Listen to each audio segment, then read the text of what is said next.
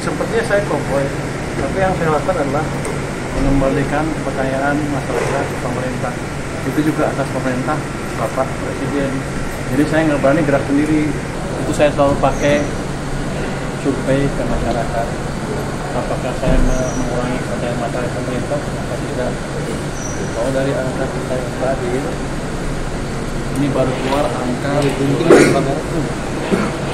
bulan survei bulan Oktober dari dulu, dan anak-anak saya ini dilakukan oleh RPS. Ini indeks kepercayaan masyarakat pemerintah. Kalau jatuh seperti ini keadaan buruk. Kalau sana bagus. Ini kemarin waktu bulan September itu turun, Juli, Agustus, September turun terus ke titik terendah sini. Inilah terjadi banyaknya demo. Tapi kita lakukan kebijakan yang mungkin untuk sebagian kalangan agak drastis, agak kelas. Tapi ini berhasil membalikan sentimen masyarakat ke pemerintah.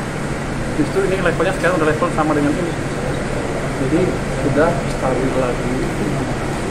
Jadi stabilitas pemerintahan amat baik di mata masyarakat, kecuali di mata orang India. Kenapa? Karena daya belinya juga membaik. Daya beli itu yang ini kepentingan konsumen nih turun karena ekonomi buruk. Ketika ekonomi bagus, ini bisa naik lagi. Ini sama ini ada korelasinya.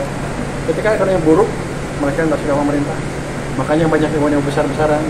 Tapi ketika mulai balik, mereka juga senang ke pemerintah. Jadi sepertinya saya cowboy, tapi yang saya lakukan adalah mengembalikan kepercayaan masyarakat ke pemerintah. Itu juga atas pemerintah Bapak Presiden. Jadi saya nggak berani gerak sendiri. Yang saya cowboy, kayaknya perpanjangan tangan dari Bapak Presiden, kira-kira begitu. Dengan versi yang lebih halus malah. Berarti komentar Bapak terhadap beberapa menteri-menteri di jabat Prabowo sendiri itu harus instruksi dari Presiden juga? Saya pernah bilang ke beliau dan akan pastikan belanjanya tepat waktu. Dia bilang bahwa kayak aja jalan. Kenapa? Karena kita perlu ekonomi yang lebih cepat di bulan keempat tahun ini. Udah mulai kelihatan kan? Saya harus harapkan ke depan di luar. Saya tidak mencampuri kebijakan mereka ya, tapi memastikan bahwa penyerapan anggarannya tepat, karena uangnya kan ada biayanya menurut saya. Jadi kan biaya cukai berarti kan yang biaya cukai nanti kalau di lapangan mungkin yang baru mungkin perdagangan, tapi yang saya jaga yang di biaya cukai yang di port masuk, saya fokus di alat-alat yang saya kuasain, biaya cukai, pajak dan lain-lain. Berarti bentuknya PMK ya Pak? Aturannya?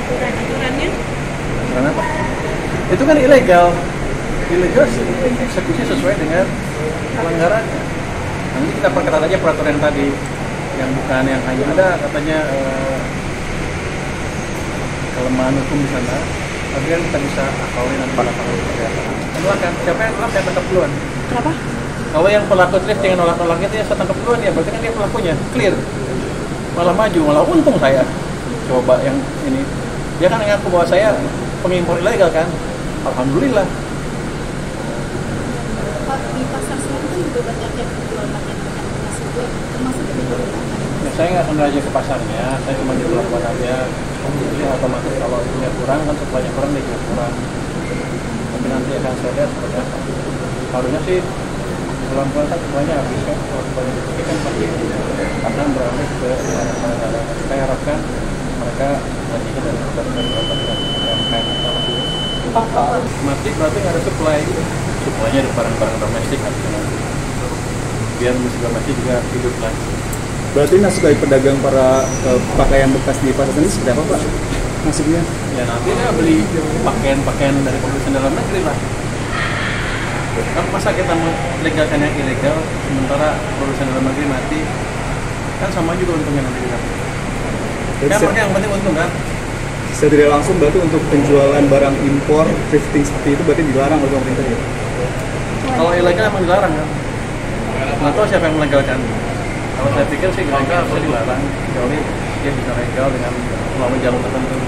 Tapi kalau selama ini kan yang Bapak Pres itu kan, saya pernah bilang kan, tanya ke orang biaya cukai apa hukumannya, hanya ditaruh di mereka barangnya dimusnahkan, terus orangnya di penjara. Terus saya bilang saya rugi, udah ngeluarin uang buat misahin barang, masih makan orang lagi.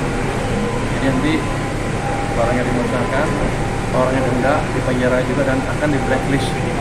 Yang terlibat itu saya akan larang impor. Aturannya kapan keluarnya Pak? Tidak lagi. Berarti udah ada